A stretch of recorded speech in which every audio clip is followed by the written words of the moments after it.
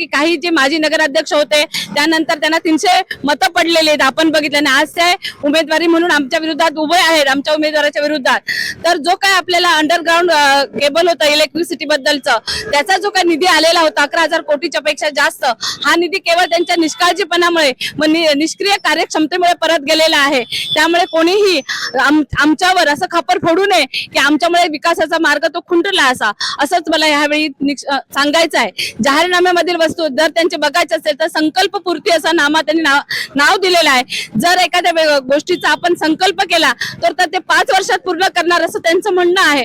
परंतु जर तो तुम्ही पूर्ण माझ्या जनतेला सांगायचं आहे की जर तो समजा संकल्पनामा त्यांचा पूर्ण तुम्ही वाचलात तर त्याच्यामध्ये असा एकही गोष्ट नाहीये की जी दीपक भाईंनी केलेली नाहीये. त्यामुळे सावंतवाडीचा सर्वस्वी विकास हे फक्त माननीय दीपक भाई केसरकर करतात, आणि सध्या ते विद्यमान आमदार आहेत, सत्ता आमच्याकडे आहे. त्यामुळे जर सावंतवाडीचा आणखी कायापालट व्हायला पाहिजे तर तो फक्त माननीय दीपक भाई केसरकर यांच्यातूनच आणि माझ्या पूर्ण पॅनलच्या दृष्टीने आम्हीच करू शकणार आहोत, असा मी ठाम विश्वास व्यक्त करत आहे.